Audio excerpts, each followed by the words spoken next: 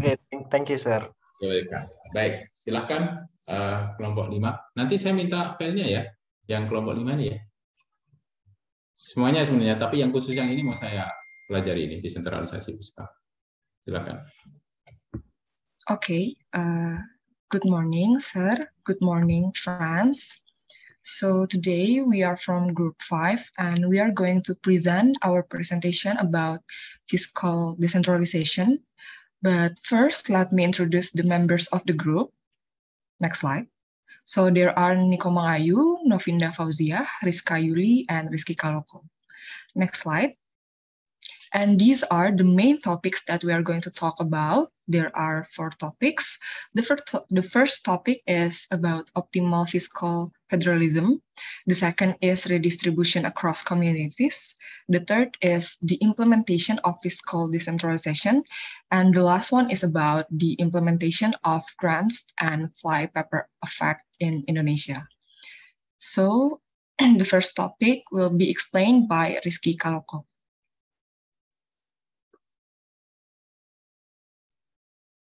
Hello guys. Before I start my part of this presentation, let me say sorry if my English is still bad, especially my grammar is still messy.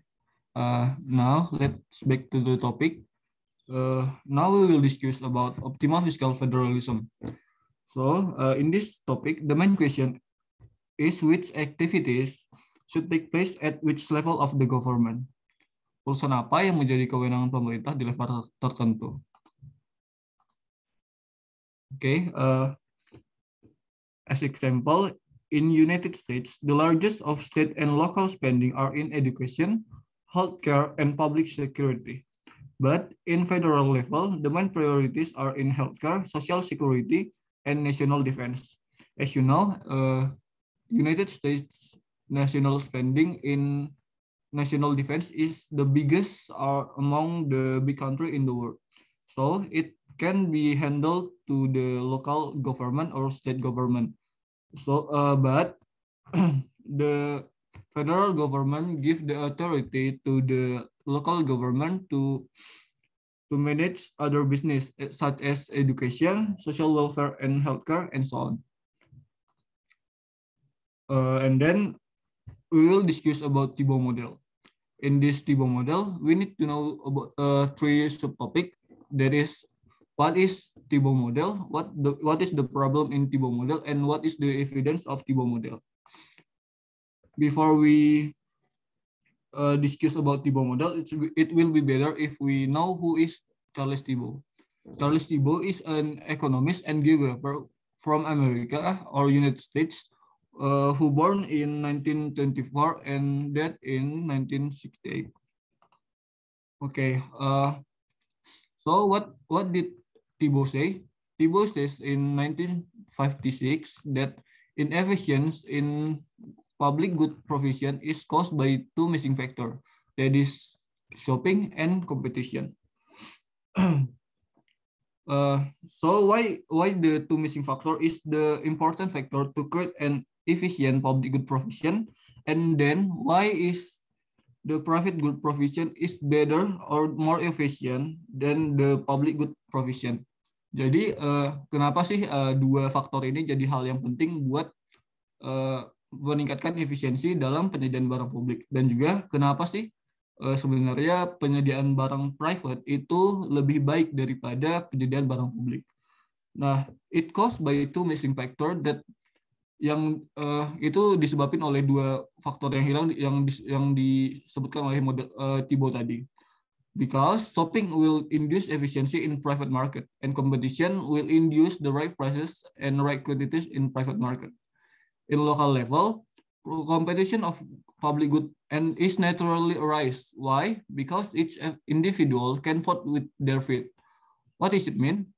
It means that if public don't feel satisfied with the level of public good provision in his residence, he can move to another city with better public good provision.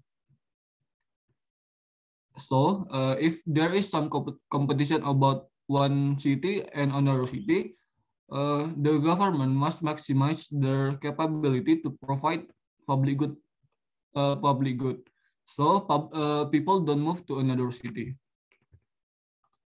And then there is three problem in TIBO model. The first one is about TIBO competition.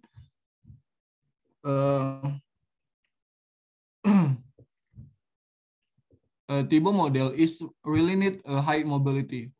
It's need or require a perfect information about the tax pay and the benefit they accept.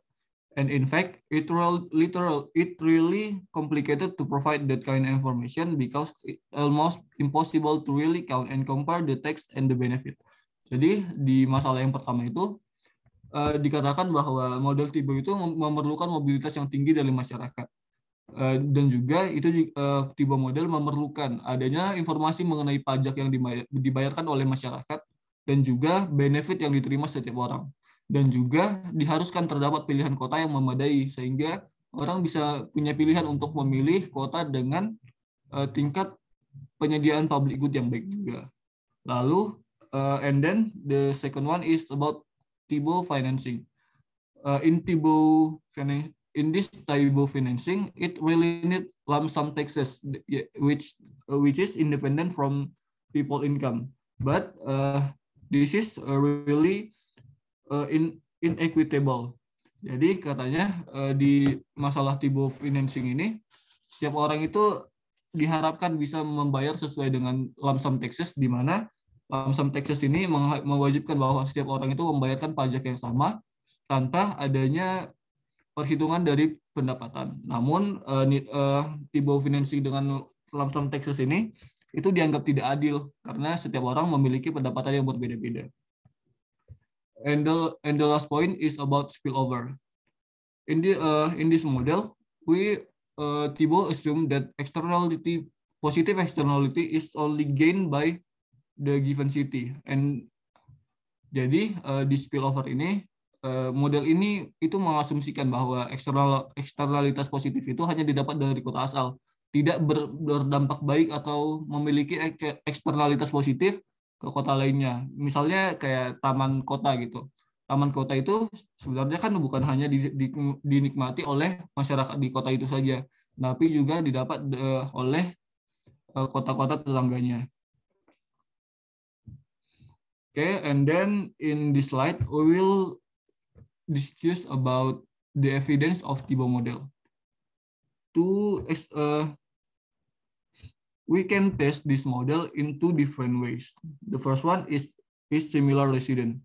In this model, TIBO assumes that residents in local communities will have same preference about the provision of its local public goods. So, if there are many different communities, it will cause the resident will unite with the community which have the same preference. And then the second way is capitalized. Actually, in TIBO model, the level of mobility is enough in low level because there are another problem beside mobility, and it is about money we spend to capitalize housing and etc. Jadi dalam TIBO model ini katanya dapat dibuktikan dalam dua tes, yaitu yang pertama adalah kesamaan penduduk dan juga kapitalisasi. Jadi di bagian kesamaan penduduk ini diasumsikan bahwa penduduk di komunitas kecil itu akan memiliki preferensi yang sama untuk kebutuhan barang publik lokalnya. Jadi semakin banyak komunitas, maka semakin banyak penduduk yang justru akan mengelompokkan diri mereka ke kelompok yang memiliki preferensi yang sama dengan mereka. Lalu yang kedua yaitu mengenai kapitalisasi. Dan sebenarnya tingkat mobilitas yang dibutuhkan dalam model ini itu sangat rendah karena terdapat faktor-faktor yang lainnya seperti masalah keuangan dan juga beberapa hal lainnya yang menyebabkan bahwa mereka itu tidak bisa pindah dengan mudah gitu, tidak bisa vote that with their feet, benar-benar murni faktor itu doang gitu. Jadi ada biaya-biaya lain yang harus dipikirin, misalnya untuk mengkapitalisasi rumah itu kan membutuhkan biaya yang tinggi dan nggak semua orang itu mampu untuk membeli rumah di kota-kota lainnya gitu.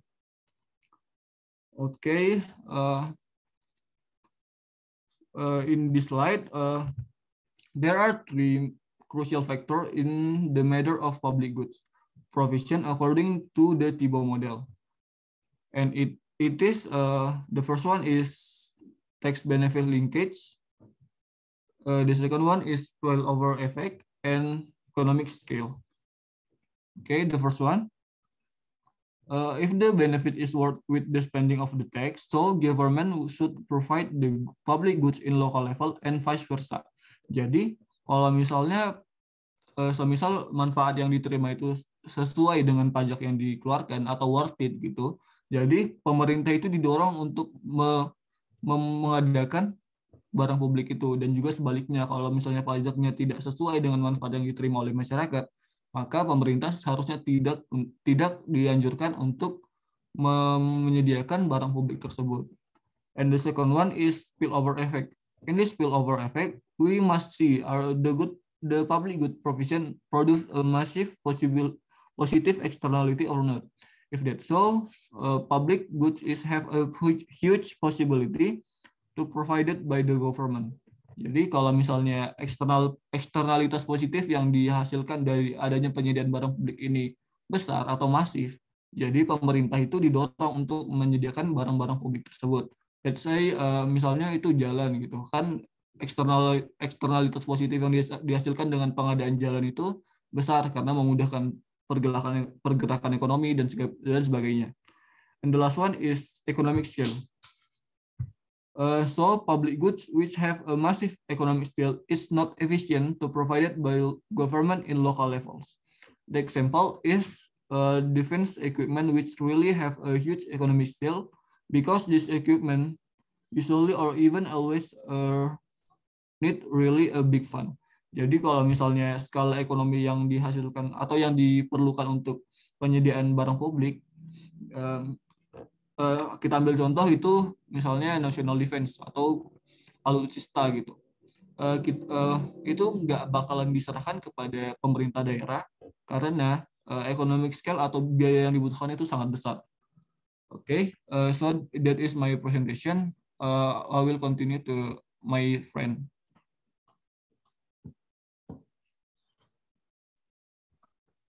Okay, the second session of our topic is about redistribution across communities.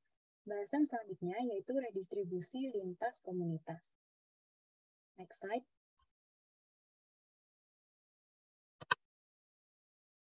The Thibault model allows us to consider one of the most important problems in fiscal federalism. Should there be redistribution of public funds across communities? There is currently enormous inequality in the ability and perhaps desire for communities to finance public goods. The question then becomes, should higher levels of government mandate redistribution across lower levels to offset these differences in spending? Jadi model Thibault memungkinkan untuk mempertimbangkan salah satu masalah terpenting dalam federalisme fiskal, yaitu haruskah ada redistribusi dana publik pada seluruh komunitas, sementara tidak terdapat ketidaksetaraan yang besar dalam kemampuan dan keinginan masyarakat untuk membiayai barang publik. Pertanyaannya, haruskah tingkat yang lebih tinggi dari pemerintah, yaitu pemerintah pusat, mengamanatkan redistribusi di tingkat yang lebih rendah, yaitu pemerintah daerah, untuk mengimbangi perbedaan dalam pengeluaran? Next slide. So, there is tools of redistribution. It is grants.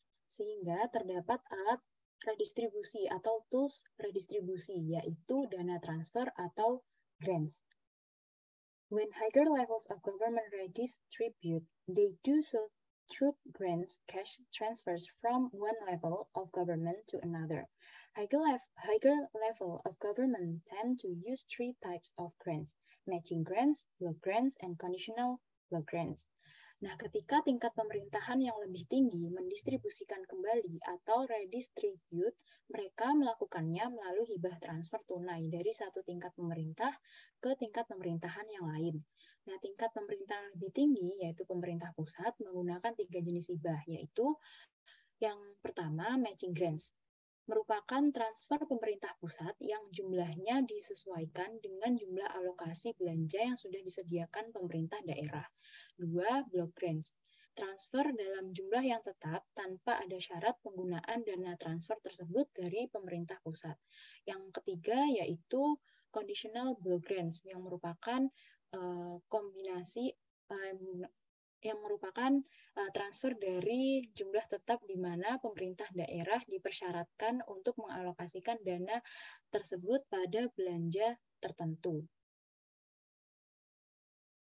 Selanjutnya, next slide. Now we can figure it out with the analysis of grants using the picture. First is matching grants. Jadi di sini dapat kita lihat kondisi awal pemerintah daerah adalah pada garis AB, yaitu pengeluaran lain, terdapat sumbu pengeluaran lain di tabung buta karena ini pengeluaran pendidikan ini 1 juta dolar. Nah, ketika pemerintah pusat memberikan grant untuk pengeluaran pendidikan dengan 1:1, akan bergeser dari AB ke AC. Kenapa pengeluaran pendidikan berada di 2000? Karena perbandingannya adalah 1:1, sehingga 1000 dengan 1000. Nah, pemerintah daerah memilih titik Y pada AC, di mana akan meningkatkan pengeluaran pendidikan menjadi 750 dolar dan akan meningkatkan pengeluaran lain menjadi 625 dolar.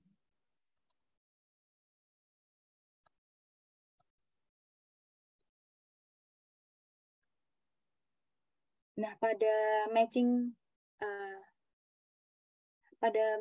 grant ini, apabila pemerintah daerah ingin mendapat matching grant dengan formula 1:1, kondisi setelah mendapat dana transfer ini adalah AC. Nah, efek dari tambahan dana transfer pada matching grant terhadap formula tersebut adalah pemerintah daerah saat menggunakan dana transfernya ini dipengaruhi oleh keseimbangan penggunaan dana transfer itu sendiri. Nah, ketika belum memperoleh dana transfer, posisinya ada di titik X. Nah, efek penambahan grant bagi pemerintah daerah ini menimbulkan keseimbangan baru di titik Y, sehingga mendapat matching grant. Alokasi pengeluaran pendidikan yang meningkat dari 1.000 dolar ke 2.000 dolar. Di saat yang sama, pengeluaran lain juga meningkat. Jadi di titik X meningkat ke titik Y yang sebelumnya ini di titik 500, kemudian di titik Y ini 750 dan 625. Jadi meningkat sebesar 500 ke 750 dan 500 ke 625. Next slide.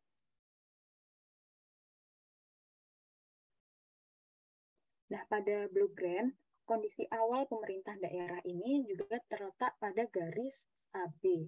Nah, ketika pemerintah pusat memberikan grant untuk pengeluaran pendidikan sebesar 375 dolar, kurva batas anggaran akan bergeser dari AB ke DE. Pemerintah daerah memilih titik Z pada DE, di mana akan meningkatkan pengeluaran pendidikan menjadi 575 dolar. Dan akan meningkatkan pengeluaran lain menjadi 800 dolar. Nah, garis AC hanya merupakan garis pembantu untuk menentukan efek substitusi dan pendapatan. Untuk ZY, ini menggambarkan efek substitusi, dan XZ menggambarkan efek dari pendapatan. Nah, block grant ini sesuai dengan definisinya merupakan dana transfer yang diberikan pemerintah pusat kepada pemerintah daerah, di mana pemerintah daerah ini memiliki keleluasaan bagi dana tersebut. Nah, untuk grafik ini, dengan block grant, Pemda atau pemerintah daerah ini tidak dipersyaratkan untuk menyediakan sejumlah dana tertentu untuk mendapatkan alokasi block grant. Nah, katakanlah di sini grant dari pemerintah pusat adalah 375 dolar. Nah, di sini di titik A, kemudian grant 375 dolar ini meningkatkan pengeluaran lain dapat digambarkan pada garis berwarna merah DE. Nah, dengan tambahan $375 tersebut, pemerintah daerah akan naik anggarannya sejumlah grant tersebut. Jadi anggaran yang naik itu dapat digunakan untuk pengeluaran lain maupun pengeluaran untuk pendidikan, sehingga kurva akan seperti garis DE yang berwarna merah. Lalu tentu saja keseimbangan pemerintah daerah akan bergeser dari X ke Z. Next slide. Selanjutnya adalah conditional block grants. Dapat diketahui, sama seperti sebelumnya, kondisi awal pemerintah daerah adalah garis AB. Nah, ketika pemerintah pusat memberikan grant sebesar $375 yang dialokasikan untuk pendidikan, garis batas anggaran berubah dari AB menjadi AFE. Namun, karena pengeluaran pendidikan sebenarnya adalah $500 atau lebih besar dari $375, maka conditional block grant ini tidak berpengaruh dan bekerja seperti block grant biasa. Nah, untuk garis AC ini merupakan garis pembantu untuk menentukan efek substitusi dan pendapatan, dan ZY menggambarkan efek substitusi dan XZ menggambarkan efek dari pendapatan. Nah, conditional block grant ini merupakan modifikasi dari block grants. Nah, makna dari grafik ini menunjukkan pemerintah daerah masih diberikan kebebasan dalam menggunakan grant dari pemerintah pusat sebagai alokasi mendasar $1.000 yang sudah dipenuhi. Sehingga setelah pemerintah daerah bisa mengalokasikan anggarannya melebihi angka $1.000, maka selebihnya pemerintah daerah tersebut bisa leluasa menggunakan anggaran sesuai dengan kebutuhannya.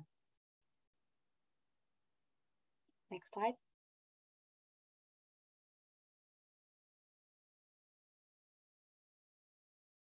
The next part is about the flypaper effect.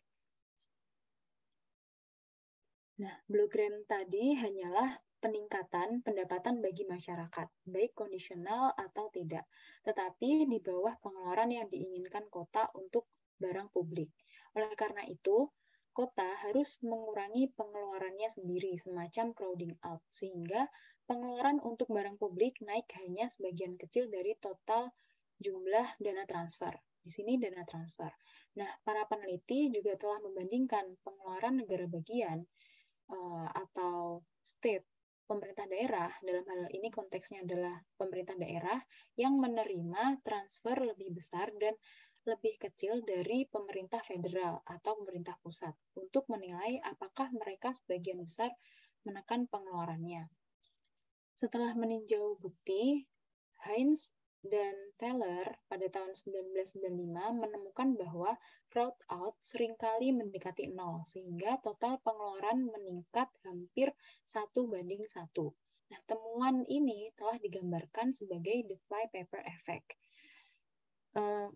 So we can conclude that the flypaper effect is a condition where the stimulus to regional expenditures caused by changes in the number of transfers from central government is greater than that caused by changes in regional revenues.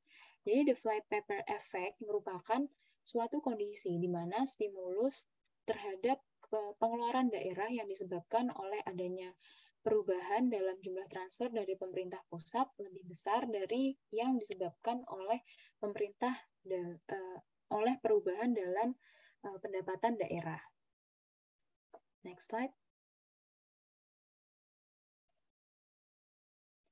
The last part in this second session is about redistribution across communities is redistribution in action, yaitu kasus pemerataan keuangan sekolah di US.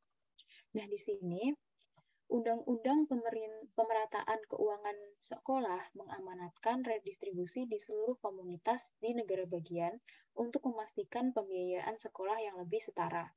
Nah, distrik setempat menerima sekitar 45% pendanaan dari sumber lokal, terutama dari pajak properti lokal. Ketergantungan ini dapat menyebabkan disparitas yang besar karena variasi yang luas dalam nilai properti antar kota. Sejak tahun 1970, setiap negara bagian telah melakukan setidaknya satu upaya pemerataan keuangan sekolah. Beberapa didorong oleh pengadilan negara bagian, yang lainnya oleh masyarakat. Nah, struktur pemerataan ini telah mengambil bentuk yang sangat berbeda, beberapanya itu sangat ekstrim. California misalnya, mengenakan tarif pajak 100% di daerah yang meningkatkan pengeluaran per murid lebih dari $200. Di sisi lain, di negara bagian New Jersey memberikan matching grant untuk daerah dengan nilai properti di bawah persentil ke-85. Sehingga secara empiris ini menunjukkan bahwa hukum pemerataan ini memiliki efek yang diinginkan dari pemerataan belanja antar distrik dan pemerataan outcomes siswa seperti skor SAT. Next slide. Ya. Nah, namun dari skema pemerataan tersebut, ini juga memiliki efek yang buruk. Hauksbee menemukan atau menghitung harga pajak pemerataan sekolah, yaitu jumlah total pendapatan yang harus dikumpulkan oleh distrik setempat untuk mendapatkan $1 belanja lagi, yaitu di California harga pajak tidak terbatas. Sedangkan di New Jersey harga pajak mendekati $0,6 karena matching grant. Nah, Hauksbee menemukan bahwa skema pemerataan yang ekstrim dengan harga pajak yang tinggi ini menyebabkan pengurangan keseluruhan dalam pengeluaran per murid. Sehingga pemerataan ekstrim di California ini menyebabkan pengurangan 15% dari pengeluaran per murid. Untuk pengeluaran per murid Oklahoma, Utah, dan Arizona turun lebih dari 100%. Nah, penyetaraan ini harus dibayar dengan biaya pengeluaran yang meratakan, yang mengarah pada penurunan kualitas sekolah negeri dan pelarian ke sekolah swasta. Hauksbee juga menemukan bahwa skema pemerataan dengan harga pajak yang rendah meningkatkan kinerja negara. Nah, negara bagian seperti New Jersey, New York, dan Pennsylvania mampu menaikkan level lapangan permainan. Sehingga oleh karena itu, pelajaran yang dapat diambil adalah pemerataan keuangan sekolah dapat meningkatkan hasil di distrik-distrik yang berpenghasilan rendah, tetapi hanya jika mereka tidak menghukum atau membebankan pada distrik-distrik yang berpenghasilan lebih tinggi secara berlebihan. Sekian, bahasan akan dilanjutkan oleh teman saya. Untuk yang selanjutnya yaitu implementasi desentralisasi fiskal. Next. I will explain about transfer ke daerah dan dana desa polisi. Yang pertama itu transfer ke daerah.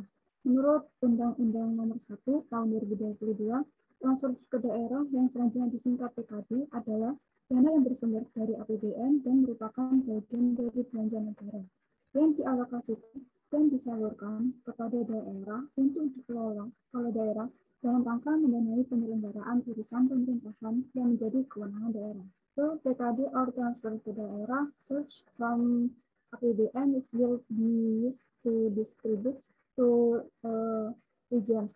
Each region will manage the funds for organizing of local government affairs. Jadi, TKD ini bersumber dari APBN, di mana yang akan digunakan untuk disalurkan ke masing-masing daerah di Indonesia. Kemudian daerah tersebut akan mengelola dana tersebut untuk menyelenggarakan urusan pemerintahan daerah. TKD consists of several components. Yang pertama yaitu DBH atau dana bagi hasil. These funds are distributed for producing region to reduce fiscal disparities between government and the region. Well, for non-producing regions, these funds to overcome negative externality and increase even distribution in one region. Jadi DBH ini merupakan DBH yang merupakan dana yang dibagikan ke daerah penghasil untuk mengurangi kesenjangan fiskal antara pemerintah dengan daerah. Sedangkan untuk daerah yang tidak berpenghasil, dana ini untuk menanggulangi eksternalitas negatif dan meningkatkan pemerataan dalam satu wilayah. Untuk yang kedua yaitu ada DAU atau dana alokasi umum.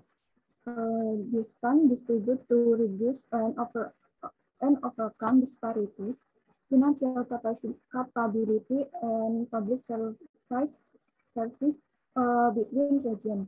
Jadi dana alokasi umum ini digunakan untuk mengurangi dan mengatasi berbagai kesenjangan mengenai kemampuan keuangan dan layanan publik antar daerah. Untuk yang ketiga yaitu DAK atau dana alokasi khusus, yaitu funds used to fund activity, policy, or program in specific. Jadi DAK ini merupakan dana yang digunakan untuk mendanai berbagai kegiatan, kebijakan, atau program tertentu. Kemudian ada dana otonomi khusus, yaitu funds which allocate for specific region to perform special autonomy. Jadi dana otonomi khusus ini dialokasikan ke daerah-daerah tertentu untuk melaksanakan otonomi khusus daerah tersebut seperti Papua. Kemudian ada selanjutnya yaitu dana keistimewaan daerah istimewa Yogyakarta. Merupakan funds which allocate to encourage privilege activities in daerah istimewa Yogyakarta. Jadi dana keistimewaan daerah istimewa Yogyakarta ini dialokasikan ke daerah istimewa Yogyakarta untuk mendorong kegiatan keistimewaan. Kemudian yang terakhir ada dana desa. This funds which allocate for village in Indonesia to encourage activities for all program in village. Jadi dana desa ini dialokasikan ke masing-masing desa untuk mendukung kegiatan di desa-desa di Indonesia.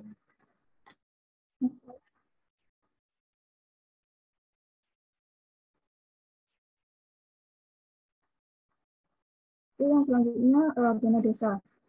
Menurut Undang-Undang Nomor 1 Tahun 2022, dana desa ini merupakan bagian dari PKD yang diperuntukkan bagi desa dengan tujuan untuk mendukung pendanaan penyelenggaraan pemerintahan, melaksanakan pembangunan, pemberdayaan masyarakat, dan kemasyarakatan. Jadi pendanaan dana desa ini bersumber dari APBN. Desa ini juga dialokasikan dengan mempertimbangkan pemerataan dan keadilan yang dihitung berpedoman pada kinerja desa, jumlah penduduk, angka kemiskinan, luas wilayah, dan tingkat kesulitan geografis.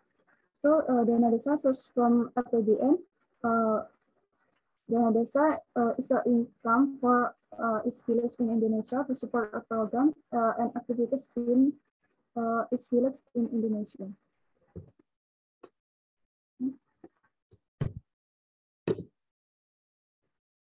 Yang selanjutnya yaitu tentang desentralisasi fiskal yang optimal. So, what is optimal in here? So maybe the more effective this policy or authorities to manage by central government, but there's a policy or authority which managed by local government. So policy or authority handed over to local government. Jadi optimalnya seperti apa? Mungkin terdapat beberapa kebijakan dan kewenangan yang lebih efektif untuk dilaksanakan atau dikerjakan oleh pemerintah pusat. Namun ada beberapa kewenangan atau kebijakan yang mungkin lebih efektif untuk dilaksanakan di pemerintahan daerah. Jadi terdapat kewenangan yang dapat diserahkan kepada pemerintahan daerah.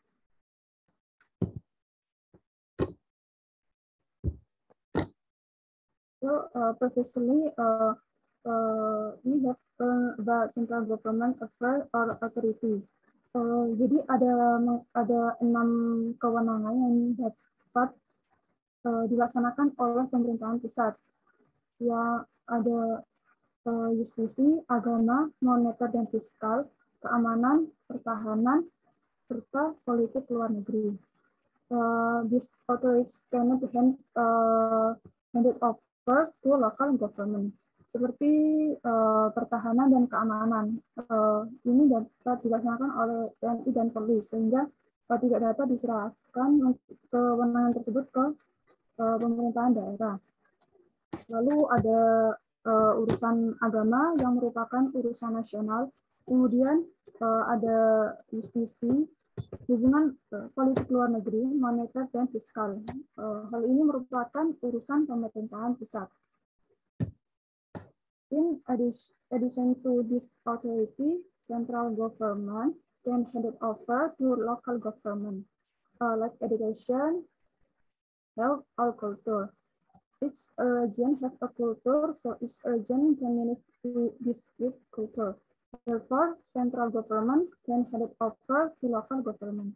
Jadi untuk selain urusan-urusan yang dapat dilakukan oleh pemerintahan pusat, maka bisa diserahkan ke pemerintahan daerah seperti pendidikan, kesehatan maupun kebudayaan, atau yang lain-lain.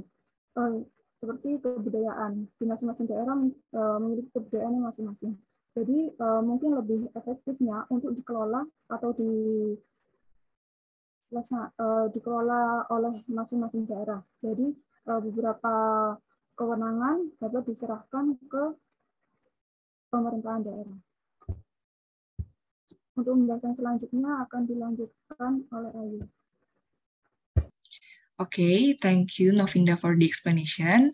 And now I'm going to explain about the implementation of grants and flypaper effect in Indonesia.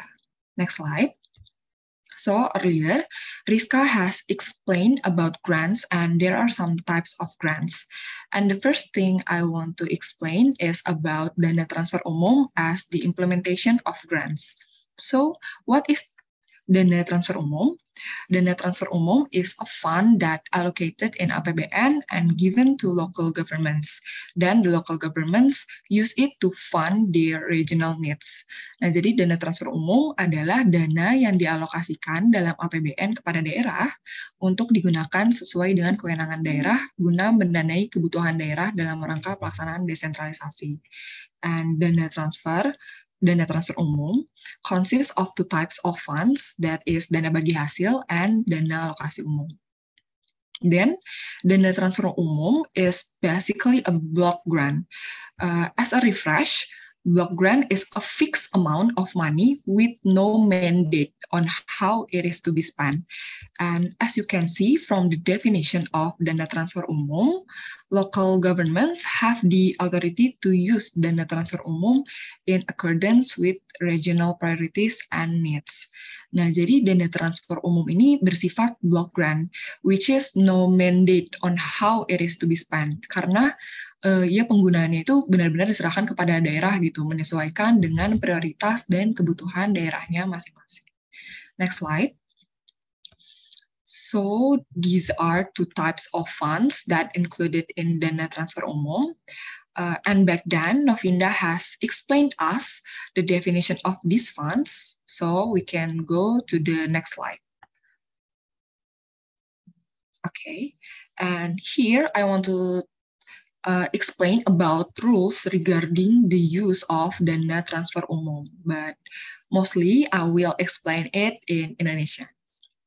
Jadi, dalam Peraturan Menteri Keuangan Republik Indonesia Nomor 17 PMK 07/2021 tentang pengelolaan transfer ke daerah dan dana desa tahun anggaran 2021 dalam rangka mendukung penanganan pandemi coronavirus disease 2019 COVID-19 dan dampaknya, dan berfokus pada bab 3 terkait penggunaan dana transfer umum. Pada pasal 7 ayat 1 itu disebutkan bahwa dana transfer umum penggunaannya diarahkan paling sedikit 25% untuk mendukung program pemulihan ekonomi daerah. Nah, selanjutnya pada pasal 9 ayat 3 itu disebutkan bahwa dukungan pendanaan sebagaimana dimaksud pada ayat 1 ditetapkan paling sedikit sebesar 8% dari alokasi DAU.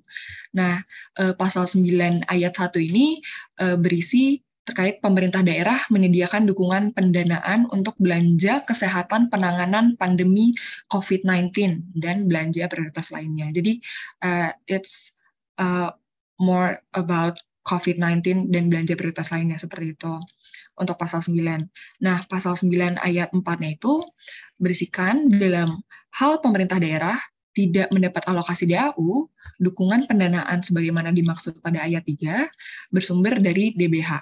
Ditetapkan paling sedikit sebesar 8% dari alokasi DBH.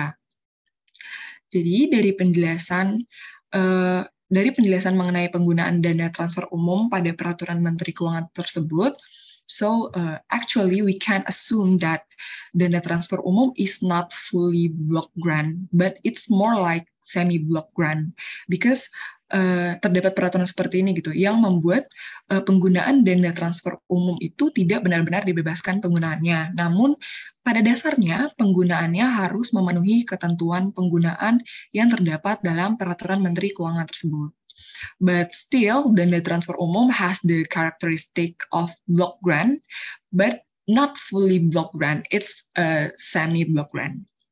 But back to the facts that I am a student and I'm still learning, so please correct me if I'm wrong. Thank you.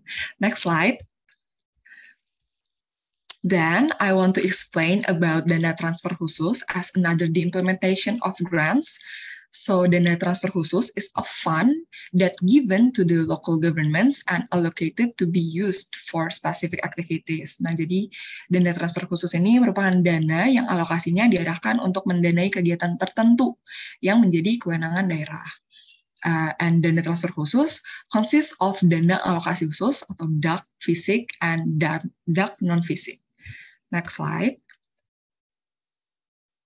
So for the definition, dana alokasi khusus is a fund that comes from APBN and given to the certain local governments with the purpose to help the local governments on funding their specific activities.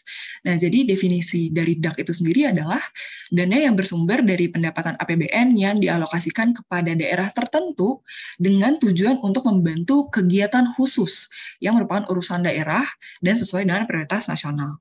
And from the definition, indirectly we can assume that dana alokasi khusus is a conditional block grant because the allocation or the use of dana alokasi khusus is already given for specific activities. As a refresh, conditional block grant is a fixed amount of money with a mandate that it be spent in particular way. So it's not like the use of dana transfer umum, which is up to the local governments who have the authority. Jadi pengalokasian DAK itu tuh sudah ditetapkan gitu untuk menjalankan kegiatan-kegiatan tertentu, tidak seperti dana transfer umum yang penggunaannya menyesuaikan kebutuhan dan prioritas daerah masing-masing. Sehingga dapat dikatakan bahwa DAK ini bersifat conditional block grant. Okay, next slide. And to make it clear, here is the example of DAK. There is DAK fisik, and mostly I will explain it in Indonesian. Jadi perlu diketahui bahwa untuk DAK fisik itu terbagi jadi dua jenis. Bisa dilihat di layarnya itu terdapat DAK fisik reguler dan DAK fisik penugasan. Nah, jadi di tiap jenisnya itu ada per bidangnya lagi. Nih, kayak DAK fisik reguler ini terdapat bidang pendidikan, bidang kesehatan, dan keluarga berencana. Bisa next slide. Lalu ada bidang jalan, air minum, sanitasi, dan perumahan dan pemukiman. Nah, di DAK fisik penugasan itu juga sama, terdapat bidangnya masing-masing. Nah, di bawahnya lagi itu ada subbidang, sebagai contoh pada DAK fisik penugasan bidang jalan, terdapat subbidang tema penguatan destinasi pariwisata prioritas dan sentra industri kecil dan menengah. Jadi, it's more specific, jalannya ini terkait apa sih, gitu, seperti itu. Nah, sebagai contoh, jadi total DAK fisik reguler yang diterima Kabupaten Bandung yang paling atas, ini nomor 151 bisa dilihat, total DAK fisik regulernya itu sebesar 100.200.000 sekian. Nah, nilai tersebut tuh udah dibagi gitu, untuk air minum 11 juta, untuk sanitasi 7 juta, perumahan dan pemukiman 2 juta, dan lainnya. Jadi maksud dari conditional block grant-nya itu seperti itu gitu, sudah ditentukan dananya itu untuk kegiatan apa saja. Ini bisa next slide. And this is the example of DAC non-fisik. So in DAC non-fisik there is dana BOS, dana BOK, or bantuan operasional kesehatan, as you can see. But for the explanation is actually the same as before, so we can go to the next slide. Okay, fly paper effect. The fly paper effect is a phenomenon of irrelevancy in the relationship between central government financial transfer and local government revenues or expenditures. It occurs when local governments receive grants which will be used to increase their expenditures without increasing local revenue. Nah, jadi dalam arti lain, fly paper effect ini merupakan suatu kondisi yang terjadi saat pemerintah daerah merespons belanja dengan lebih banyak menggunakan dana transfer gitu daripada pendapatan asli daerahnya. Okay, next slide. So basically, the purpose of the transfer funds are to cope with the fiscal gap problems, and transfer funds should be considered as an incentive which will increase the local revenue, especially dana alokasi umum, because DAU has a greater value and it's more flexible to use. So if the local governments can optimize the use of DAU, then definitely it will boost the local economy. But in reality, compared to local revenue or compared to pendapatan asli daerah, transfer funds is usually used by the local governments as a main revenue to fund their main daily operations. And another problem is when the local governments get such a big price or such a big value of DAU, they will try to get the same price or even bigger than before on the next period. Nah, jadi dana transfer ini pada dasarnya itu kan niatnya untuk mengatasi masalah fiscal gap, terus untuk menjadi insentif dalam meningkatkan pendapatan daerah. Nah, tapi beberapa daerah di Indonesia ini sebagian besar belanja daerahnya malah dipenuhi oleh dana transfer dari pemerintah pusat, terutama dalam bentuk DAU gitu.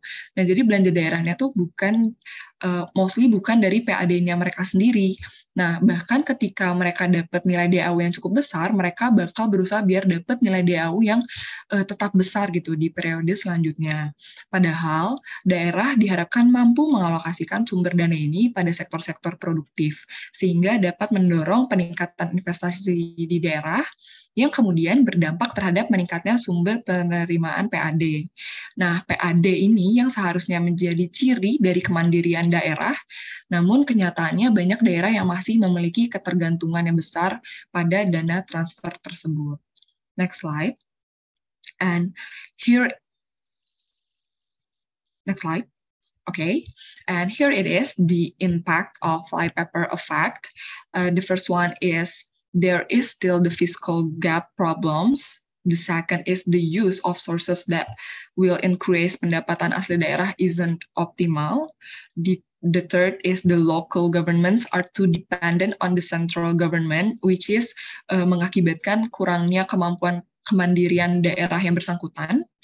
And the last is excessive response in the use of excessive response in the use of transfer funds, yang berarti respon terhadap pengeluaran daerah yang disebabkan oleh adanya perubahan dalam jumlah dana transfer dari pemerintah pusat itu lebih besar gitu dari yang disebabkan oleh perubahan dalam pendapatan daerah. Next slide. Okay, so that's all from us, and now we are open the discussion. So, any questions?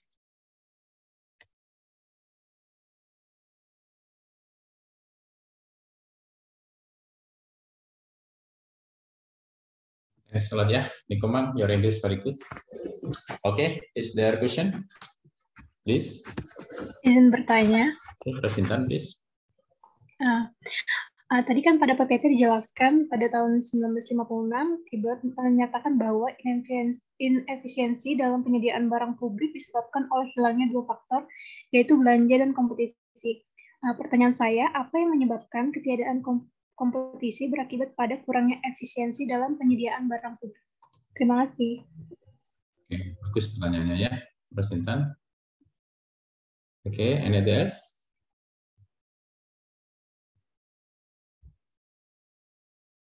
Okay, still wait. Please answer, Nikoma and team. Baik, izin menjawab pertanyaan dari Rosintan. Tadi memang disebutkan di PT bahwa memang inefisiensi dalam penyediaan barang publik itu disebabkan oleh hilangnya dua faktor, yaitu belanja dan kompetisi. Nah, logically kita tuh kan misalnya di private market. Kenapa sih private, yang tadi saya sebutkan, kenapa sih private market lebih efisien daripada penyediaan barang publik? Karena adanya dua faktor ini, yaitu belanja dan kompetisi. Nah, khususnya di kompetisi, let's say ada dua misalnya di private market ya, ada dua perusahaan yang sama-sama mengadakan barang yang sama gitu. Nah, mereka itu bakalan mendorong satu sama lain untuk saling berinovasi dan maju. Nah, itu yang kurang dalam penyediaan barang publik. Karena apa? Karena pemerintah tidak menganggap bahwa pemerintah kota lainnya itu menjadi kompetitor mereka gitu.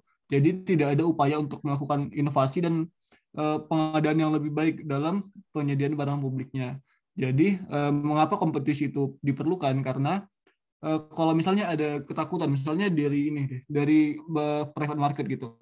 Kalau misalnya pelanggan dari satu perusahaan itu sudah banyak, lalu ada perusahaan yang lain yang memiliki tingkat penyediaan yang lebih baik gitu, atau barang yang lebih baik dibandingkan perusahaan yang pertama, maka perusahaan yang pertama ini kan akan menganggap perusahaan yang lain ini sebagai kompetitor mereka gitu. Jadi mereka ini punya ketakutan bahwa nanti pelanggannya akan berpindah ke perusahaan lain gitu. Nah, itu yang kurang dalam penyediaan barang publik, karena pemerintah itu tidak menganggap bahwa orang ini bisa pindah loh ke daerah lain. Jadi kalau misalnya ada kompetisi dalam antar daerah dalam penyediaan barang publik, maka akan mendorong adanya efisiensi dalam penyediaan barang publik tersebut. Begitu. Terima kasih. Gimana, Rosinta? Bisa diterima? Sudah dapat dipahami, Pak. Terima kasih, Rizky. Kita tambahkan sedikit ya, Rizky bagus tadi penjelasannya. Jadi kalau nggak ada kompetisi, yang ada apa? Monopoli kan? Monopoli bisa menentukan harga seenaknya dia. Nah, nggak, akhirnya terjadilah inefisiensi. Itu kan mahal kan? Karena yang penyediaannya cuma satu. Nah, tergantung ke dia bisa mempermainkan harga. Begitu ya intinya ya, Rosintan ya. Bagus tadi pertanyaannya. Baik, Pak. Terima kasih, Pak. Terima kasih kembali. Ini ada lagi mau dicatat ya, Asyani ya, untuk ditambahkan aktivitasnya, Rosintan ya, Asyani. Baik, Pak. Ada lagi yang lain? Silahkan. Izin bertanya. Oke, Dwi ya, silakan Dwi. Syahrul Rahman. Terima kasih sebelumnya untuk penjelasan kelompok 5. Saya ingin bertanya tentang konsep matching brands di slide 14. Jadi konsep matching brands itu kan dibilang cuma jumlahnya itu disesuaikan dengan jumlah alokasi belanja yang sudah disediakan pemerintah daerah. Jadi tidak membicarakan tentang hibahnya ini atau dana transfernya ini akan digunakan untuk apa. Nah, di grafiknya itu saya masih bingung kenapa yang other spending-nya itu nggak bertambah sebesar 1.000, jadi cuma pengeluaran pendidikannya sebesar 1.000. Jadi lebih kayak opsional gitu. Cuma ketika lihat dari titik X ke titik Y, artinya hibah tadi itu bisa digunakan untuk pengeluaran lain gitu, untuk menambah pengeluaran lain. Nah, itu yang saya masih bingung di konsep matching brand. Kalau misalnya di block grant kan itu sudah jelas. Jadi misalnya dia dikasih grant sebesar 375, maka itu bisa digunakan untuk pengeluaran lain maupun pengeluaran pendidikan. Cuma kalau di matching grant ini kan nggak disebutin untuk pengeluarannya ini dibatasi hanya untuk pendidikan saja, tapi kenapa yang pengeluaran lainnya nggak ikut bertambah? Demikian. Oke, bagus pertanyaannya ya, Dwi Syahrul Rahman. Ini ADF. Izin menjawab pertanyaan Dwi, Pak. Dijawab. Izin mengulangi Dwi pertanyaannya tadi, mengapa matching grant dengan block grant ini berbeda dalam penjumlahan pengeluaran pendidikannya. Yang matching grant itu pengeluarannya tidak bertambah, tetapi yang block grant ikut bertambah pengeluaran lainnya. Nah, jadi di sini sesuai dengan pengertiannya, jumlah pengeluaran pendidikan yang berbeda ini menyesuaikan dengan jenis grant yang diperoleh dari pemerintah pusat tadi. Nah, jika pemerintah daerah memperoleh block grants, maka pengeluaran lain ini merupakan pengeluaran lain maupun pengeluaran pendidikan ini juga ikut bertambah sesuai grants yang diberikan. Kemudian untuk sementara untuk pemerintah daerah yang memperoleh matching grant dalam grafik berdasarkan referensi yang diperoleh, yang kami peroleh, ini matching grant ini dalam grafik di BPT berfokus pada pengeluaran pendidikan, sehingga pengeluaran yang bertambah ini hanya di pendidikan sejumlah $1.000 tadi, sehingga membentuk di garis AC. Seperti itu, Dwi. Gimana, Dwi? Bisa di... Kalau misalnya, jadi yang bertambah itu kan cuma pengeluaran pendidikan sebesar 1.000. Jadi maksimal pengeluaran pendidikan itu bisa 2.000, sedangkan pengeluaran lainnya itu maksimal cuma bisa 1.000. Kalau di block grant itu kan dia bebas digunakannya juga. Berarti ini matching grant ini sebenarnya pengeluaran lainnya itu yang disesuaikan gitu. Maksudnya menyesuaikan dari jumlah grant yang diberikan. Misalnya kayak tadinya grantnya itu kan sebesar 1.000 untuk pengeluaran pendidikan. Karena pendidikan itu maksimal bisa 2.000, jadi yang pengeluaran lain-lainnya itu jadi disesuaikan. Jadi bukan pengeluaran pendidikannya yang disesuaikan gitu maksudnya. Atau gimana? Kalau block grant tadi kan budget line pada block grant itu yang bertambah ini menunjukkan dana transfer dari pemerintah pusat yang dibebaskan untuk pengeluaran pada pemerintah daerah. Jadi terserah pemerintah daerah digunakan untuk pengeluaran apa. Jadi pengeluaran pendidikan dengan pengeluaran lainnya ini bisa sama-sama nambah. Namun di matching grants ini dalam grafik itu seperti itu tadi, Dewi. Berdasarkan yang referensi yang saya peroleh itu disebutkan kalau dalam grafik itu berfokus pada pengeluaran pendidikan, sehingga pengeluaran yang bertambah itu hanya di pendidikan saja dengan formula 1:1. Coba Rizka, di vertikalnya apa itu? Pengeluaran apa itu? Horizontalnya apa? Pengeluaran lain, Pak. Horizontalnya pengeluaran pendidikan, vertikalnya pengeluaran lain. Ya, kalau di matching grant itu kan kalau di pendidikan kan jadi lebih besar ya. Kalau yang lainnya kan jadi diikat tuh nggak bisa kemana-mana, itu ya sejumlah itu kan di matching ya seperti ini ya.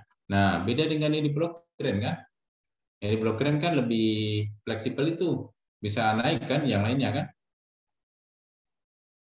Yang merah itu yang di, nah itu kan jadi naik ya, betul nggak Rizka ya? Iya betul Pak. Nah itu menandakan apa Rizka kalau gitu? Pengeluarannya juga naik Pak. Pengeluarannya juga naik kan? Artinya kan dipakai untuk yang lainnya bisa, itu yang di block grant ya. Ya. Kalau yang matching itu sudah harus match, harus sesuai dengan ini. Jadi kalau di Indonesia seperti apa nih Rizka? Itu kan di Amerika ya. Contoh di Indonesia apa?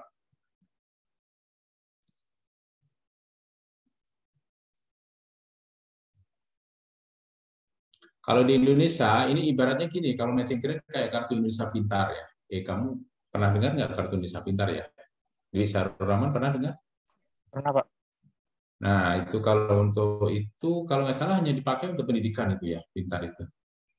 Nah, kalau yang blok grant itu misalkan untuk BLT ya, bantuan langsung tunai untuk yang miskin gitu. Jadi dia bisa untuk pengeluaran yang lainnya. Tapi di situ kalau di Amerika blok grant itu ya udah untuk orang miskin. Jadi untuk itu lebih fleksibel gitu. Cuman jangan sampai dihabisin, dia tetap harus ada fungsi edukasi di sana.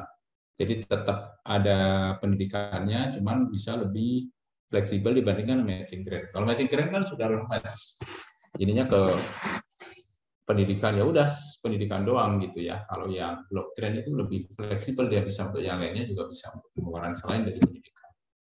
Mungkin begitu ya teman dari saya, ya. Mudah-mudahan bisa dipahami ya. Iya Pak, terima kasih untuk penjelasan Pak. Ya, terima kasih kembali. Ada lagi yang lain? Dicatat ya, Ahsani ya, di Sahrul Rahman ya. Ini kesempatan ya untuk menambah nilai aktivitas ini. Jadi kalau nilai aktivitas bagus, yang tadinya ini bisa potensinya untuk memperoleh nilai yang lebih bagus ya dibandingkan dengan nilai tesnya. Saya chat di sini aja ya, Ahsani ya. Saya chat di apa? Saya kirim di sini ya, Ahsani ya. Di chat ya. Bentar, Ahsani. Silakan sambil nunggu yang lain ya. Kalau bisa 2 lagi lah ya, biar 4 biar masing-masing bisa jawab pertanyaan ini. Kan kalian 4 orang.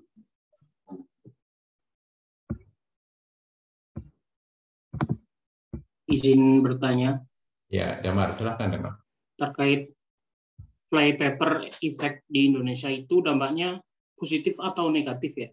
Kalau misal negatif, karena kayak statement di slide 33, terlepas dari adanya peningkatan pendapatan asli daerah atau tidak, bukannya hibah itu tujuannya untuk dibelanjakan, sehingga pengeluaran belanja pada dasarnya akan meningkat karena adanya hibah itu. Singkatnya kayak grafik matching grants tadi itu. Atau mungkin ada kayak mekanisme lain gitu. Oke, sini flypaper effect nih di Indonesia bagaimana? Apakah positif negatif? Ini pertanyaan bagus nih, Jawab. Silakan ya, tanggapi ya kelompok 5 ya. Terima kasih. Baik, izin menanggapi sepengetahuan saya. Jadi mohon koreksinya juga Bapak dan teman-teman. Jadi terkait flypaper effect ini, kalau apa ya, dampaknya itu buruk karena atas pengeluaran pemerintahnya tersebut itu tuh nggak ada return gitu. Jadi kan biasanya apa ya, pengeluaran itu diikuti dengan return ya, maksudnya pengeluaran yang dilakukan dari hibah itu niatnya kan misal untuk pelayanan. Nah dari pelayanannya itu juga nanti ada returnnya misal pajak gitu. Nah tapi dari belanja yang terus-menerus tersebut tuh nggak ada timbal baliknya gitu. Mungkin nggak ada, jadi PAD-nya tuh nggak meningkat gitu. Nah, mungkin itu yang sisi buruk dari flypaper effect-nya. Nah, selain itu, karena PAD-nya itu nggak meningkat, jadi ya udah pemerintah daerah tuh terus terus bergantung pada dana transfer tersebut gitu. Oh ya udah nanti bakal ada ya, toh biasanya kita juga pakai ini dari dana transfer kok gitu. Jadi oh ya udah kita tunggu aja terus gitu dana transfer. Nah, sedangkan PAD-nya itu nggak ningkat, padahal tadi ada di bagian poin penting, nah bahwa PAD itu adalah menjadi ciri dari kemandirian daerah tersebut gitu. Dan dana transfer juga kan niatnya untuk mengatasi fiscal gap ya, biar dana transfer ini ya untuk nggak ada kayak ketimpangan gitu antar daerah terkait keuangannya. Terus ya biar pendapatannya, biar daerahnya itu mandiri gitu. Nah tapi kenyataannya dari adanya dana transfer ini, flypaper effect-nya itu malah loh kok daerah itu jadi bergantung gitu pada dana transfer seperti itu. Jadi kalau dari sisi tersebutnya menurut saya itu efeknya negatif sih, seperti itu Pak. Baik. Terima kasih ya. Jadi ada 2 sisi ya. Di satu sisi punya dampak negatif, satu sisi punya dampak positif ya. Nah, sisi negatifnya harus disampaikan oleh ini ya. Ayo ya. Jadi dia karena sudah dimanja ya dengan adanya hibah dari pemerintah pusat, akhirnya ya PAD-nya nggak meningkat. Intinya terlalu didinabubukan ya. Nah, dari paper effect yang di Indonesia ini ya, kan karena pemerintah daerah kan dapat transfer itu ada dana yang namanya DAU ya, dana alokasi umum, ada DAK, DBH, satu lagi DID ya, dana insentif daerah, terakhir dana desa. Nah itu menyebabkan mereka merasa, oh ini ya sudah nggak terlalu ininya mengandalkan pendapatan asli daerah, karena apa, setiap ini udah ada itu dari pusat gitu ya. Ada yang tahu PAD yang paling besar di mana di Indonesia? Daerah mana? Pendapatan asli daerah yang paling gede? Jakarta ya, Pak. Jakarta, Ya, Pak. betul. Siapa tadi Jakarta bilang? Yang pertama tadi? Saya, Pak. Nah, kenapa Jakarta? Coba jelaskan. Karena ibu kota Indonesia, Pak, terus juga pusat bisnis itu di Jakarta, Pak. Unsur PAD paling gede itu dari mana? Pajak daerah apa? Jenis apa? Mungkin dari pajak properti, Pak. Properti, terus? Properti, pajak apa ya?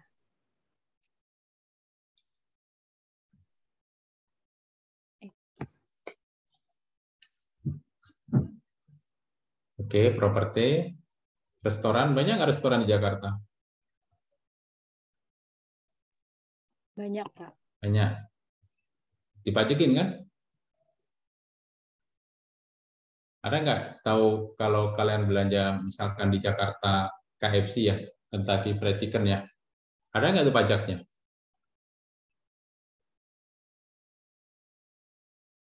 Ada, Pak. Ada ya. Karena masa atau yang ini ya. Warteg ada nggak pajaknya? Nggak ada ya, makanya kenapa warteg murah gitu ya, karena nggak ada pajak. Nah, untuk restoran, hotel ada nggak Jakarta? Banyak nggak hotel? Banyak, Pak. Nginep kena nggak pajak daerah? Kena, Pak. Nah, kena, apalagi di Jakarta tarifnya besar ya, pajak ininya. Makanya Jakarta banyak ininya PAD-nya. Imbasnya apa kalau PAD banyak? Ada yang tahu dampak ke impact-nya ke pegawai Pemda? Gajinya besar, Pak. Ah, benar, gajinya besar. Jadi, kalau kalian bandingkan gaji Kementerian Keuangan dengan gaji pegawai Pemprov DKI, justru cenderung lebih gede gaji Pemprov DKI. Ya. Jadi kalau kalian diterima di Pemprov DKI, bersyukur ya, karena tunjangan, namanya tunjangan insentif daerah ya, itu besar sekali ininya. Jadi untuk eselon 4 itu di Kementerian Keuangan dengan eselon 4 di Pemprov DKI justru lebih gede di Pemprov DKI. Karena dia bisa menggaji sendiri. Untuk DAU apakah nggak cukup? DAU itu untuk gaji doang. Daftar alokasi umum yang diberikan oleh pemerintah pusat kepada daerah itu hanya untuk mensuplai gaji. Tunjangannya tergantung dari PAD. Nah, gitu ya. Jadi kalau kalian nanti ditempatkan di pemerintah, provinsi, atau daerah yang PAD-nya kecil, kalian harus berusaha ya supaya meningkat PAD-nya. Supaya dapat tunjangan yang lebih besar. Gitu ya. Tapi ini memang PR ya. Biasanya kalau teman-teman dari lulusan PKN STAN, dulu ada namanya Pak Sani ya, Kepala Dinas Pendapatan Daerah ya. Itu beliau yang salah satu, sekarang udah nggak jadi Kepala Dinas lagi. Intinya bagaimana supaya pendapatan daerah itu masuk ke kas daerah semua aman dan bisa besar gitu ya. Aman dan besar itu artinya terus menerus, jadi tidak hanya sesaat.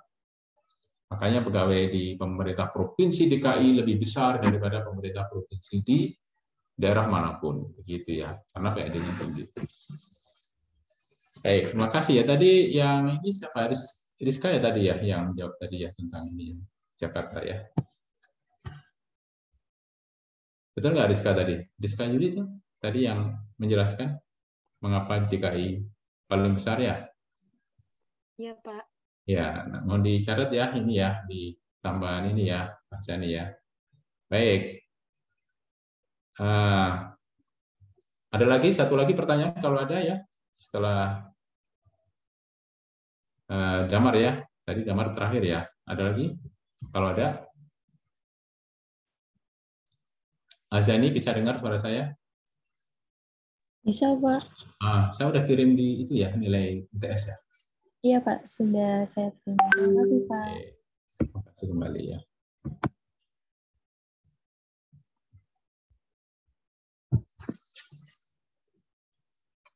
Baik, kalau nggak ada silakan ditutup kelompok 5 ya untuk presentasi dan pemaparannya, silakan. Okay, so this is the end of our presentation. Thank you for your attention and good morning. Have a nice day. Have a nice day too. Okay, your English very good ya, Ayu. Thank you, sir. Yeah, welcome. Baik, I will show you about the law ya. The law number 1 ya. This is the first number ya in 2022 ya. Apakah bisa dilihat di layar undang-undangnya? Bisa, Pak. Nah, ini tolong dibaca ya. Ini hanya 143 halaman ya, sedikit lah ya. Nah, kalau 143 itu menurut saya masih kejangkau. Kalian kan semua itu kan pintar-pintar ya. Jadi hebatnya kalian itu, kalian membaca sekilas langsung hafal ya. Saya berkali-kali untuk bisa memahami ya, ada 1 pasal, 2 pasal gitu ya. Nah, di sini ada salah satu pertimbangan ya di sebelum ini diundangkan ya. Saya baca di atas dulu ya pertimbangannya. Mengapa ini diundangkan ya? Jadi di sini sebelum mengingat ya, ada menimbang di sini ya, bahwa untuk menciptakan alokasi sumber daya nasional. Sumber daya nasional itu apa saja sumber dayanya? Ada yang tahu?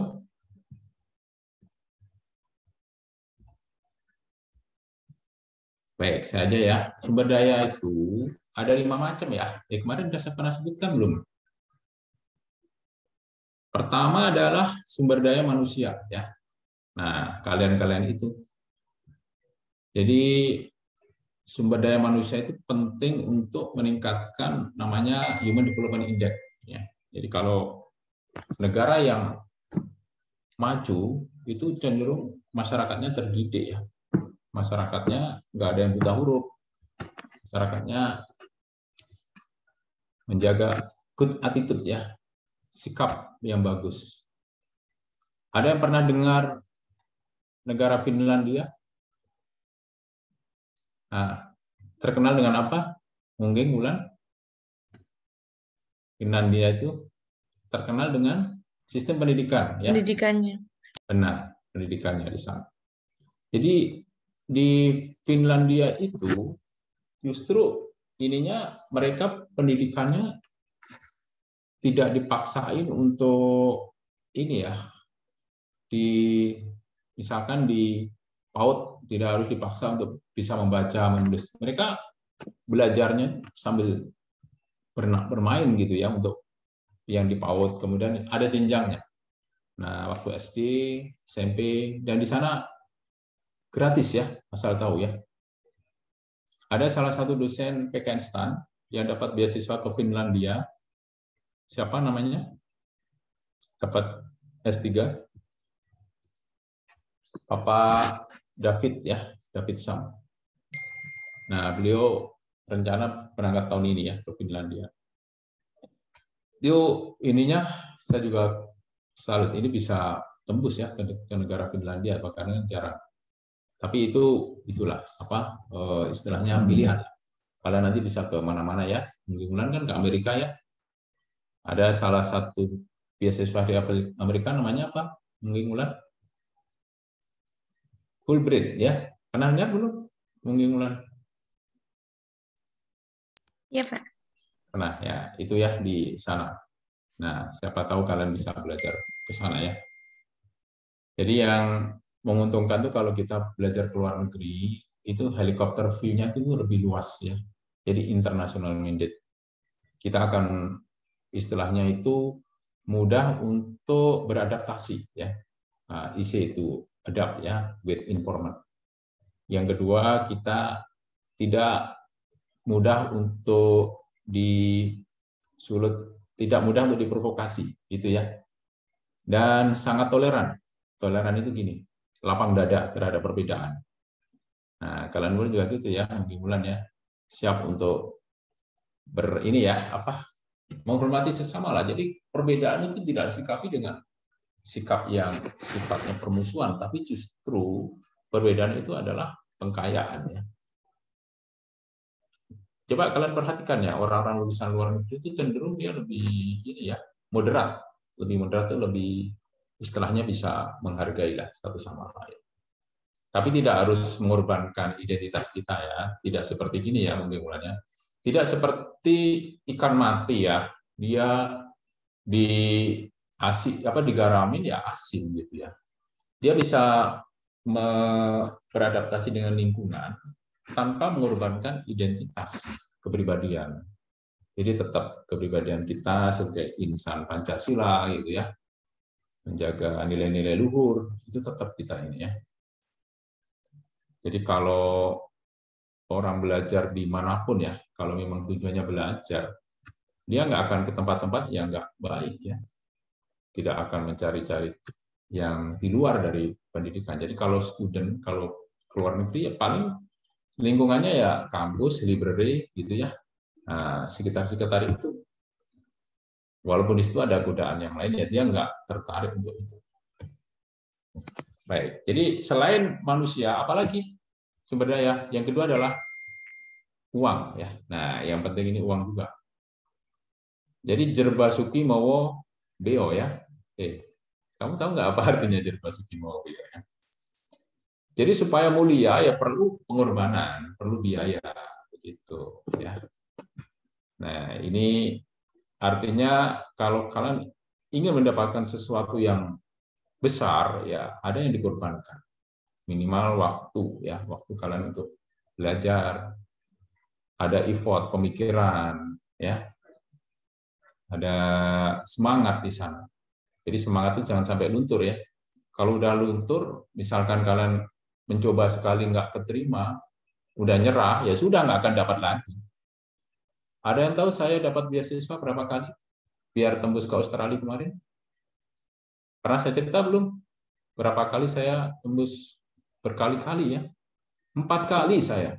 Waktu ketiga itu udah hampir putus asa saya. Wah, sudah 3 kali nggak lulus ini. Saya udah diangkat jadi kepala bagian, udah males seolah-olah gitu ya. Ternyata ada ini ya, wah cita-cita saya kan pengen dapat scholarship. Udahlah coba lagi, siapa tahu ini yang terakhir. Bener ya, akhirnya tembus juga. Waktu itu sudah istilahnya the last minute, udah kesempatan terakhir ya, siapa tahu kesempatan terakhir itu justru keterima. Dan saya nggak terlalu bersemangat karena apa? Sudah jadi kepala bagian. Kepala bagian itu eselon 3 ya. Udah gajinya udah besar gitu loh. Wah, udah gajinya tinggi. Ngapain cari-cari beasiswa lagi ke sana? Apa yang saya cari gitu ya? Bukankah nanti kalau saya berangkat dapat beasiswa, jabatan saya hilang, gaji berkurang gitu ya? Tapi saya mikir daripada saya mendapatkan jabatan, lebih saya dapat ilmu. Nah itu akhirnya berprinsip seperti itu, saya malah berangkat ke Australia. Dan yang ini ya, alhamdulillah gaji saya malah nggak turun, saya juga bingung waktu itu ya.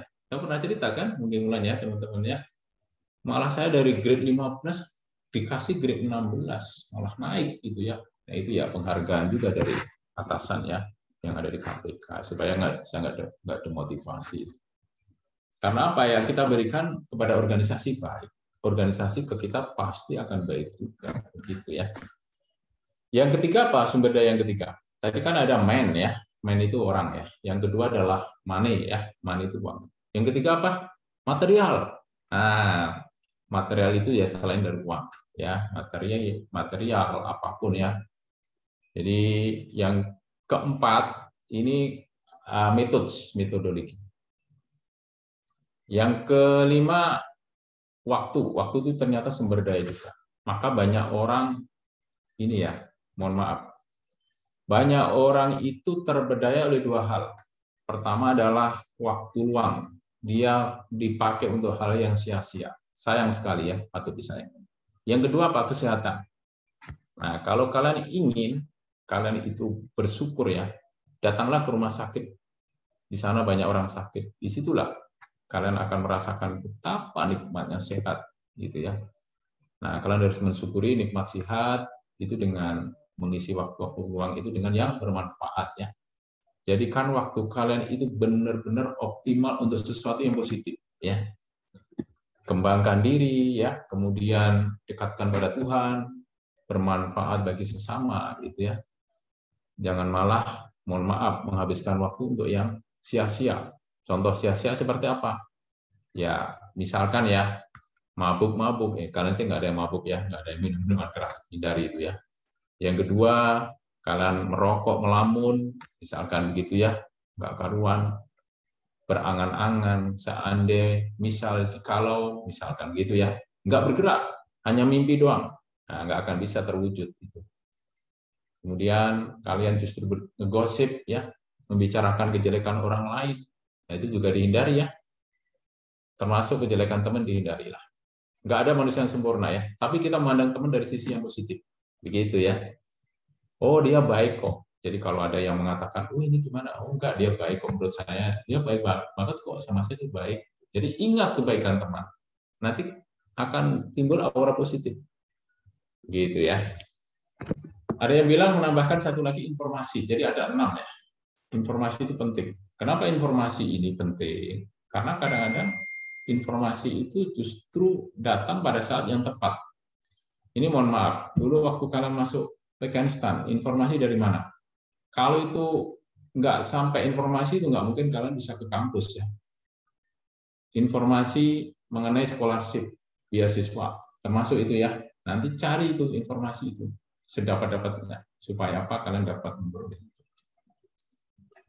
Begitu ya. Untuk menciptakan alokasi sumber daya nasional. Oke ya, saya bacakan ya. Ya efektif dan efisien.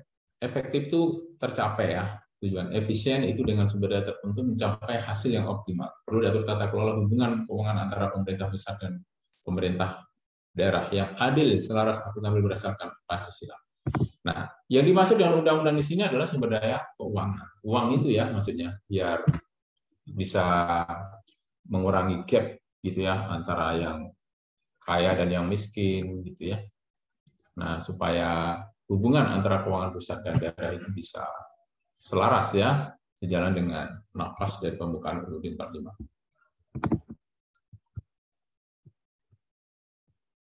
Nah, ini ada lagi undang-undang nih ya, Undang-Undang Nomor 33 Tahun 2004. Kalian kalau mau membandingkan Undang-Undang Nomor 23 2004, kadang-kadang itu gini, di soal itu aneh-aneh ya yang bikin.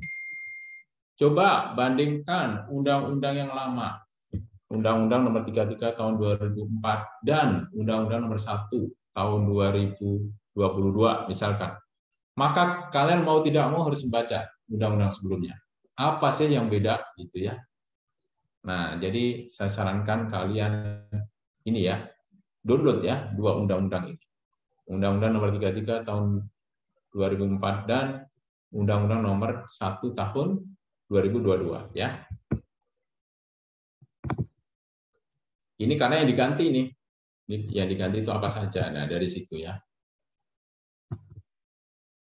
Tapi jika nanti ada pertanyaan ya mengenai dana apa saja yang ditransfer ke daerah itu mengacunya ke undang-undang yang baru. Tapi jika diminta apa yang membedakan berarti harus buka dua-duanya ya. Kalian nanti akan ujian akhir semester di Afghanistan ya.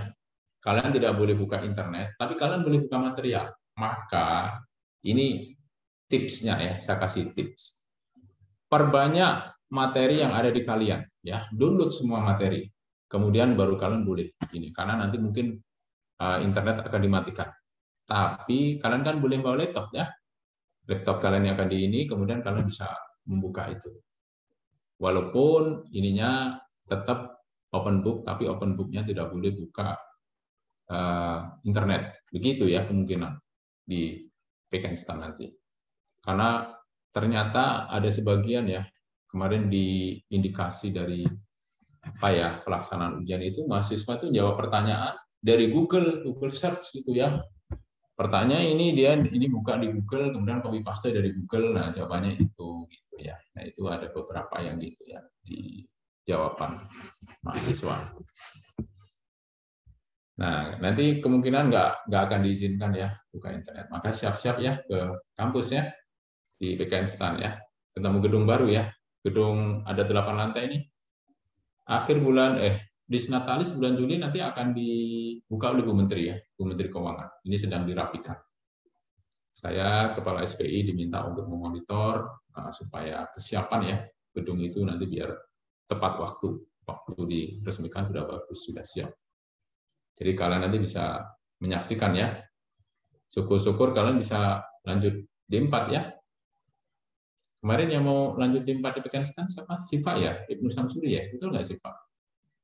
Yes, sir. Nah, alhamdulillah ya, semoga terwujud. Dan kalian semuanya lah, bukan hanya Siva ya. Karena itu kesempatan emas itu. Saya itu dapat beasiswa gara-gara D4. Jujur saja, S1 saya nggak laku. Jadi D4 akuntansi di Australia itu dianggap reputable university. Dianggap lulusan yang reputable. Maka kalian bersyukur ya kalau dapat D4 nanti ya. Mudah-mudahan ya, usahakan. Ini kan ada SPMB alih program ya. Kalian udah tahu belum nih pengumumannya SPMB alih program? Belum ya?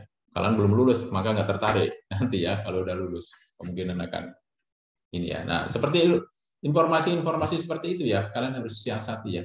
Ini ada informasi ini nggak? Tolong nih diberitahu. Nah, kalian pun juga gitu ya, Siva ya, dan teman-teman yang lain. Kalau ada informasi itu diberitahukan ke teman. Jangan khawatir teman keterima ya. Kamu jangan khawatir saya nggak keterima. Wah nanti jadi saingan. Nggak bakal itu. Namanya rezeki itu udah tertulis di Lauh Mahfuz ya. Lauh Mahfuz itu apa ya? Pokoknya udah tertulis di sananya lah. Udah kuasa Tuhan lah. Nggak usah khawatir kalian kalau rezekinya di situ ya nggak akan kemana. Begitu ya. Share aja, nggak usah khawatir yang lain dapat. Yang lain dapat, alhamdulillah. Apalagi teman sendiri, sahabat sendiri kasih ucapan selamat. Nanti kalian pada saatnya akan dapat. Teman-teman yang sudah ke Australia itu, saya termasuk belakangan ya dapat beasiswa ya. Saya kasih ucapan selamat. Selamat ya diterima di ADS itu, selamat. Salah satunya yang sudah berangkat, yang keterima itu namanya Mas Agung. Terus Mas Bagio kemarin bukannya ikut juga? Iya saya nggak keterima. Mas Bagio nanti kalau ikut lagi saya kasih tahu Mas untuk dapat lulus. Oh iya ya saya gitu. Bener. Jadi waktu terakhir itu saya kan gak lulusnya waktu itu karena interview ya. Saya kan bingung interviewnya apa sih? Jawabannya gimana ya Mas Agung? Gini Mas Bagio, kalau nanti pertanyaan gini, jawabannya gini.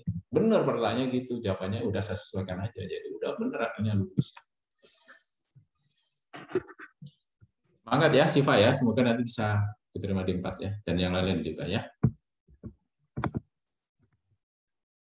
Nah ini yang kelihatan nggak di layar nih, ketentuan umum ini? Terlihat, Pak. Oke. Ini disebut sebagai suatu sistem penyelenggaraan keuangan yang mengatur hak dan kewajiban keuangan ya antara pemerintah pusat dan pemerintah daerah yang dilakukan secara adil, transparan, akuntabel dan selaras berdasarkan undang-undang. Apa yang dimaksud sistem?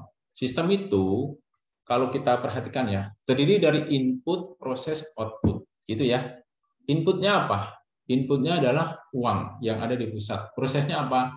Ditransfer. Outputnya apa? Pertanggungjawaban dari pengelolaan uang tersebut. Dipertanggungjawabkan kepada siapa? Yang memberi ya.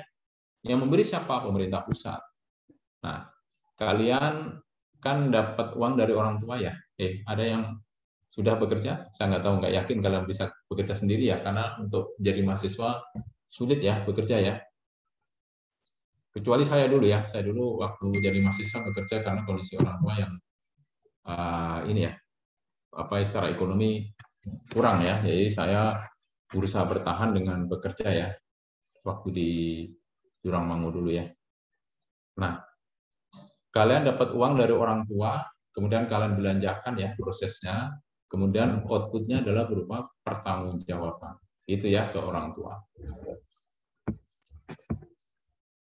Di sini disebut sebagai sistem penyelenggaraan keuangan yang mengatur hak dan kewajiban. Jika ada dua hal ini, antara hak dan kewajiban, mana yang didahulukan? Haknya dulu atau kewajiban dulu? Kewajiban, Pak. Kewajiban. Oke, kewajiban. Betul ya, Rosinta. Mengapa kewajiban, Rosinta? Menurut saya karena itu suatu hal yang memang harus dikerjakan, Pak. Jadi berdampaknya juga mungkin ke secara luas, Pak. Kalau hak itu kan pribadi diri kita sendiri, tapi kalau kewajiban itu kayak berdampaknya memang ke masyarakat luas, Pak. Oke, betul ya. Kalau kewajiban itu berhubungan dengan orang luar. Kalau hak itu diri sendiri, benar ini Rosinta ya. Kalau kalian hak, ya udah hak kita belakangan. Kewajiban didahulukan. Contoh kewajiban apa Rosinta? Salah satu kewajiban kalau misalnya saya pribadi karena saya mahasiswa ya Pak, saya belajar. Ya, wajib belajar. Haknya Ya, apa? Kalau haknya contoh? Contoh hak itu misalnya sebagai mahasiswa itu mendapatkan pelajaran yang baik dari perguruan tinggi misalnya. Oke, dari Pekenstein misalkan gitu ya. Oke, bagus ya. Ya, Jadi Pak. wajibnya belajar, haknya memperoleh ini ya. Nah, kalau yang di masyarakat yang umum, kewajiban itu pinjam. Pinjam itu wajib dikembalikan. Ini saya kasih ini ya buat kalian ya. Kalau kalian pinjam uang, tolong ya segera dikembalikan sebisa mungkin ya. Kalau bisa jangan pinjam kecuali terpaksa. Ya sudah, karena kondisional kalian boleh pinjam. Tapi kalau jangan sekali-kali ada keinginan kalian untuk menghindari, mengemplang ya. Atau ini, kalau kalian ada upaya untuk menghindari ya rezeki kalian akan sulit. Tapi kalau kalian ada upaya mengembalikan, rezekinya itu akan dimudahkan. Jadi upayakan kalian segera mengembalikan. Yang kedua, kalau kalian meminjami ke orang lain, usahakan kalian tidak menambah bunga ya. Pertama itu tidak membungakan, jadi sesuai dengan ini. Kalau yang pinjam ternyata memang betul-betul tidak mampu, kalian ikhlaskan ya. Ikhlaskan ya sudah, nggak apa-apa. Ada temannya, Pak sebagai Mas sebagai ini kemarin saya pinjam 1 juta belum bisa kembalikan, ya udah nggak apa-apa, ya sudah nggak, ini kondisi ekonomi memang benar-benar kurang, udahlah saya ikhlaskan aja, nggak usah dikembalikan. Misalkan begitu ya. Tapi ini memang berat. Cuman begini, yakin ya bahwa pintu rezeki itu datang karena memudahkan orang. Ya, kalau kalian mudahkan orang maka hidup kalian akan mudah. Tapi kalau kalian udah mempersulit, ya udah hidupnya akan sulit. Maka di dalam masyarakat ya, mohon maaf, orang yang sering menyakiti orang lain, mempersulit orang, hidupnya pasti sulit itu. Maka beri kemudahan dengan siapapun ya. Saya dengan mahasiswa itu saya welcome ya. Dengan Ahzani, dengan kalian lah, bolehlah kalian nanti WA saya secara pribadi kalau berkenan ya. Nah, tapi mohon maaf nggak selalu saya jawab seketika itu ya, karena banyak kesibukan ya. Kadang-kadang malam-malam sebelum tidur tuh siapa yang ini saya segera tanggapi. Termasuk KTTA ya, bimbingan saya. Itu semuanya saya ini ya, saya bimbing ya sampai tuntas, sampai selesai. Dan saya kan memberikan penilaian juga ke mereka ya, memberikan nilai yang baik lah intinya gitu ya, yang tidak menjatuhkan lah. Masa saya pembimbingnya saya kasih nilai jelek ya berarti pembimbingnya jelek loh, begitu kan? Nah, termasuk kalau saya dosen kalian keuangan publik misalkan ya, nilainya jelek-jelek berarti yang salah dosennya, bukan mahasiswanya. Ya, tapi kalau yang ininya nilainya 1-2 ya wajar ya, tapi itu bukan berarti ini ya, karena kadang-kadang di dalam standar deviasi ya, karena pernah belajar statistik kan, standar deviasi itu ada posisi menengah ya, average ya, itu di tengah-tengah ya, kemungkinan jadi nilainya itu yang tengah-tengah kemungkinan ya, A minus, B plus, B gitu ya, paling kecil B minus, biasanya gitu, paling besar ya ada nilai A. Jadi di kelas saya nanti harus ada yang nilai A. Kalau nggak ada nilai A berarti wah dosennya nggak ini ya, berarti nggak bisa memberikan yang terbaik buat mahasiswa. Tapi ya kadang-kadang ada yang nilainya C gitu ya, tapi yang C itu kan kasihan ya, agak berat nanti harus dibantu ya. Paling nggak minimal B minus. Kalaupun nanti B minus bisa malah jadi B gitu ya.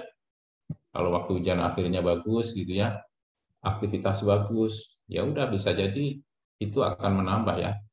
Karena saya kalau dengan mahasiswa itu kayak seperti anak ya, anak saya gitu ya. Masa saya tega ya mau membunuh anak sendiri kan nggak mungkin ya. Kalau bisa diselamatkan lah. Kalau bisa biar lanjut sukses begitu ya.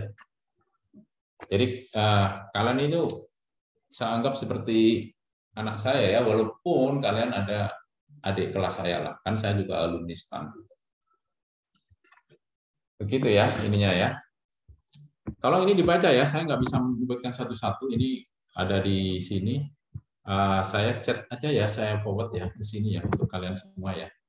Nanti yang untuk undang-undang sebelumnya 33 tahun 2004 kalau sempat dibaca juga, kalau enggak minimal ini dibaca ya, siapa tahu ini keluar waktu ujiannya. Saya izin ya, saya chat di sini ya. Iwan.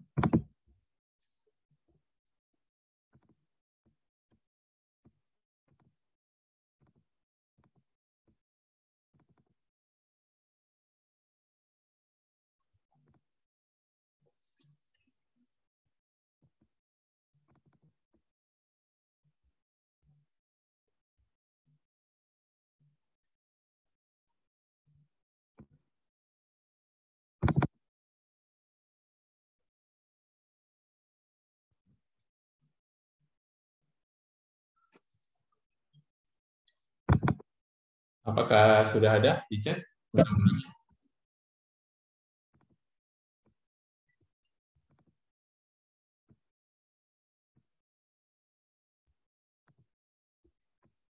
Ini sudah ada di chat? Sudah, Pak. Sudah, baik.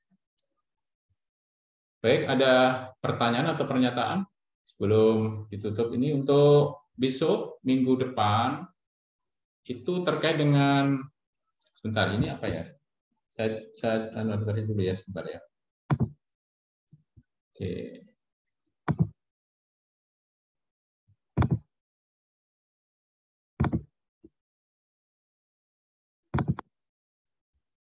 Kalian ternyata belum ada pemberitahuan untuk kuliah umum ya? Betul nggak Azani ya?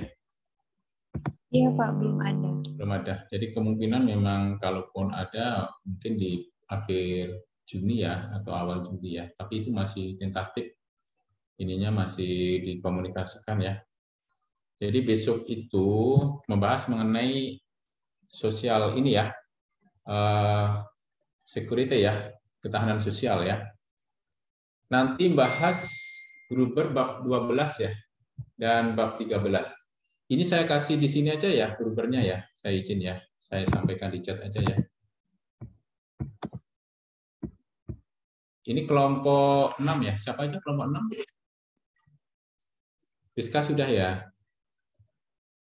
Rizky Nuari, sudah belum Rizky Nuari? Belum, Pak. Kamu kelompok berapa, Rizky?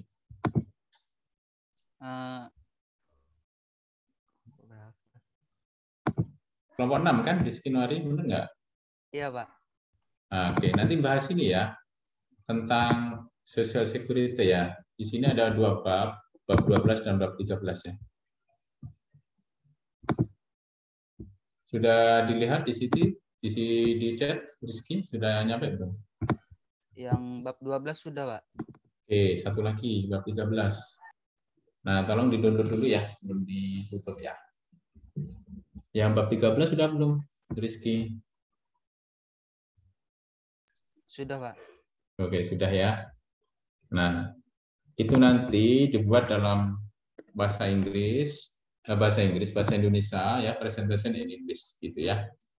Jadi yang ini besok Rizky Nuari, Rosintan ya, sama Rosintan ya. Halo Rosintan. Iya Pak. Oke, Salman Daru ada? Iya Pak. Sama Siva ya. Halo Siva. Ibnu. Oke ya. Nah, berempat ya. Itu kan ada 2 bab, bisa bagi 2-2 masing-masing gitu ya. Baik, is there question before closing?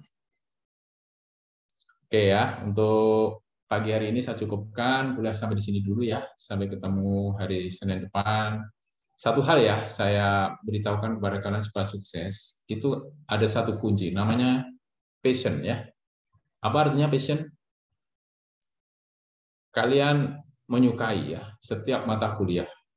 Ya, setiap mata kuliah itu nggak ada yang sulit. Semua mata kuliah adalah menarik, gitu ya. Jadi supaya kalian itu menyukai mata kuliah apapun, biar kalian sukses ya.